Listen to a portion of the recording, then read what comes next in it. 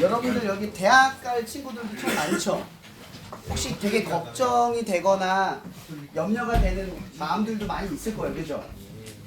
그럼 대학에 가는 게 여러분의 존재 목적인가요? 아니요. 아니죠. 근데 왜 우리는 대학에 가는 것, 내가 원하는 것을 이루는 것, 그것에 우리의 삶이 죽음과 삶을 선택할 만큼 중대한 문제일까 한번 고민해 볼 필요가 있어요. 이런 꿈을 이루지 않는다고 여러분이 아니게 되는 건 아니잖아요. 그죠? 여러분이 실수 좀 저지른다고 해서 그 실수가 여러분의 존재를 실수한 존재, 실수로 생겨난 존재로 만드는 게 아니죠. 근데 왜 우리는 그렇게 생각하며 살아가냐 하는 거예요. 오늘 말씀의 본문은 여기 뒤에 보면 종이가 있을 거예요. 우리 말씀을 교독해서 한번 읽어볼 건데 핵심은 사랑이야. 이 주제를 가지고 전하려고 해요. 로마서 8장 37 죄송해요. 이거 로마서가 아니라 고린도전서예요. 고린도전서 지금 나와 있는 1절에서 13절 말씀을 교독해서 한번 읽어볼게요. 자, 읽어보겠습니다. 제가 먼저 읽을게요. 시작. 내가 사람의 방언과 천사의 말을 할지라도 사랑이 없으면 소리나는 구리와 울리는 꽹과리 소리가 되고 내가 영원한 영이 있어 윤리와 모든 지식을 알고 또 사는 우리에 관한 모든 믿음이 있어도 사랑이 없으면 내가 아무것도 아니요. 내가 내게 있는 모든 것으로 구제하고 또 내 몸을 불사르게 내줄지라도 사랑이 없으면 내게 아무 유익이 없느니라. 사랑은 오래 참고 사랑은 온유하며 시기하지 아니하며 사랑은 자랑하지 아니하며 교만하지 아니하며 무례히 행하지 아니하며 자기 유익을 구하지 아니하며 성내지 아니하며 악한 것을 생각하지 아니하며 우리를 기뻐하지 아니하며 진리와 함께 기뻐하고 모든 것을 참으며 모든 것을 믿으며 모든 것을 바라며 모든 것을 견디느니라. 사랑은 언제까지나 떨어지지 아니하되 예언도 패하고 강함도 그치고 식도 패하리라. 우리는 부분으로 알고 부분으로 예언하니 온전한 것이 올 때에는 부분적으로 하던 것이 패하리라. 내가 어렸을 때에는 말하는 것이 어린아이 같고 깨닫는 것이 어린아이 같고 생각하는 것이 어린아이 같다가 장성한 사람이 되어서는 어린아이의 일을 버렸노라. 우리가 지금은 거울로 보는 것 같이 희미하나 그때에는 얼굴과 얼굴을 대하여 볼 것이요 지금은 내가 부분적으로 하나 그때에는 주께서 나를 하신 것 같이 내가 온전히 아니라. 다 함께 읽겠습니다. 시작. 그런즉 믿음, 소망, 사랑 이 세 가지는 항상 있을 것인데 그 중에 제일은 사랑이라. 아멘. 성경은 굉장히 이 사랑이라는 이 단어를 굉장히 중요한 가치로 바라봐요. 다른 어떤 것보다 중요해요. 왜 핵심이 사랑이냐 이 얘기를 전하고 있는데 오늘 고린도 교회는 어떤 교회냐면 여러 가지 분파로도 나눠져 있지만 문화가 타락한 도시예요. 고린도는 뭐 엄청 문화가 타락한 우리가 상상할 수 있는 존재의 문화가 아니에요. 거기가 무역이란 말이에요. 그러니까 여러 가지 나라, 여러 가지 문화, 여러 가지 생태, 여러 가지 어떤 성에 대한 잘못된 인식들 다 들어오는 거예요. 근데 그 문화도 문제인데 교회 안에 있는 사람들도 연합하기가 어려워요. 잘 봐요. 잘못된 사람을 가르칠 때 바른 길로 인도할 때 가르치면 여러분 어때요? 참아져요? 아 답답하잖아요. 교회 믿는 친구도 있을 텐데 교회 안 다니는 친구들 보면은 교회 안 다니는 친구들이 교회 안에 있는 문화에 모를 때 답답해함을 느껴요. 근데 우린 반대로 생각을 못해요. 그 친구들은 처음이라는 생각을 못하는 거예요. 여기 집중하세요. 만약에 그런데 근데 사람들은 어떻게 보냐면 저 사람을 바꿔야지 이런 생각을 해요. 그럼 바꾸려고 들 때 여러분들은 뭐부터 해요? 가르치려고 들겠죠. 여러분들도 가르치려 들면 좋아요, 싫어요? 싫죠. 근데 어떤 사람이 가르치면 받아들이냐? 나를 사랑하는 사람. 그 사랑이 느껴지면 내가 그 사람이 좋아지면 그 사람 말이 영향력이 있어요, 없어요? 있잖아요. 바꾸고 싶잖아요. 여러분들도 뭐 연애한 적 있는지 모르겠지만 누군가를 좋아하면 그 사람의 말이 마치 내 삶을 바꿔요. 그렇잖아요. 그 사람이 원하는 걸 해주고 싶고 그 사람이 싫은 건 하기 싫어지고. 왜 우리는 가르치려 들 때는 안 바뀌는데 사랑하게 되면 바뀔까요? 이게 중요한 질문인 거야. 하나님이 여러분들을 지을 때 어떻게 지었냐? 사랑으로 지었어요. 그냥 만들어 놓고 알아서 세상을 살아가게 놓은 게 아니라 만들어 놓고 사랑으로 키우는 거예요. 이런 부모, 이런 여러분도 모르지만 인간은 부모가 있죠. 그죠? 부모가 여러분들에게 먹을 것만 줘요? 여러분들 부모의 관심을 원하잖아. 왜 원해요? 사랑을 받아야 성장하니까. 여러분 겉으로 보면 먹을 거를 먹으면 성장한다고 이야기를 하지만 실제로 여러분 외면은 클 수 있어요. 근데 사랑을 못 받으면 내면이 어때요? 아이가 되겠죠. 그러니까 사람은 뭐가 있어야 돼? 먹는 것도 먹어야 되지만 동시에 뭐가 있어야 돼요? 충분한 사랑을 받아야지만 성장을 해요. 여러분 그런 생각 안 들어봤어요? 여러분들이 그렇게 지어졌는데 안 궁금했어요? 왜 우리는 사랑으로 성장할까? 왜 그렇게 사랑받고 싶어 할까? 여러분 인정받고 싶은 것도 사랑받고 싶은 거고요. 칭찬받고 싶은 것도 사랑받고 싶은 거예요. 사랑을 받고 싶은 욕구가 우리 안에 가득 넘쳐요. 근데 중요한 건 이거지. 사랑을 하는 방식이 여러분 사랑하는 방법 알아요? 사랑 잘하고 있는 것 같아요?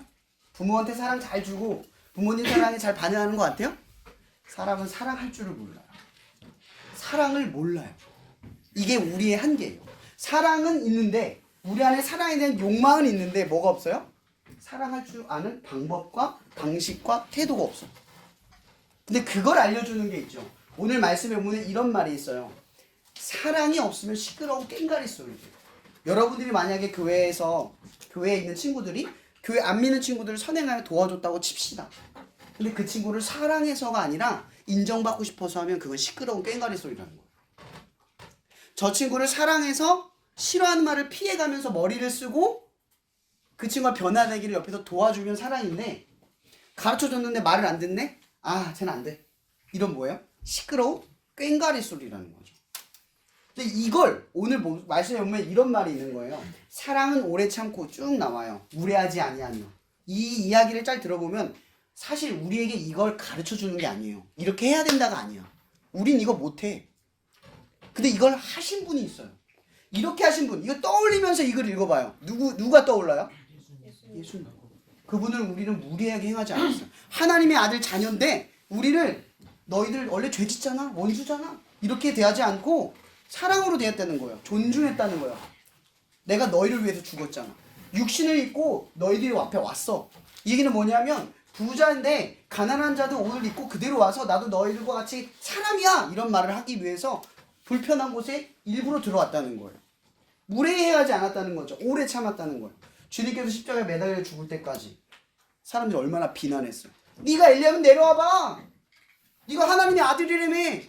피를 왜 철철 흘리고 있냐? 침을 뱉고 뺨을 때렸어요. 근데 주님이 어땠어요? 참았어요. 그러니까 지금 여기서 말하는 사랑은 물음표하고 누구를 떠올리라는 거예요? 예수님을 떠올려요. 그분은 사랑이에요. 그럼 우리는 사랑의 방식을 몰라. 그럼 사랑의 방식을 이해할 때 누굴 떠올리면 돼요? 예수님의 방식을 떠올리면 돼요. 그분이 우리를 위해 어떻게 참고 어떻게 견뎠고 어떻게 변화되기를 바라고 어떤 자격과 조건 없이 우리를 사랑했다라는 거 그걸 이해하면 사랑이 뭔지를 이해할 수가 있어요. 요즘은 데이트 폭력, 집착, 스토킹 이런 말들이 많아요. 여러분 이거 다 사랑 맞아요. 그죠? 근데 왜 이걸 사랑이 아니라고 말하는 줄 아세요? 완전한 사랑은 완전한 방식이 있어야 돼요. 그죠? 근데 사랑은 있는데 나는 사랑한대 뜨겁대. 근데 방식이 잘못됐어. 그럼 이거 사랑이에요? 이기심이에요. 그래서 이게 잘못된 거예요. 그래서 하나님께서는 우리를 지을 때 사랑의 존재를 지으면서 사랑의 방식을 우리에게 가르쳐 주시는 거예요. 그 방식이 되시는 분이 누구냐? 예수. 이게 오늘 여러분들에게 말하고 싶은 거예요. 근데 끝에 이 말씀으로 정의를 하려고 해요. 그런즉 믿음, 소망, 사랑 이 세 가지는 항상 있을진데 그 중에 제일이 뭐래요? 사랑. 여러분 제가 예전에 이걸 묵상하면서 떠올렸던 게 있어요. 여러분 사랑하는 두 사람이 있다고 칩시다. 근데 이 사람이 얘한테 계속 거짓말을 해. 처음에는 어때요? 사랑하면 믿죠.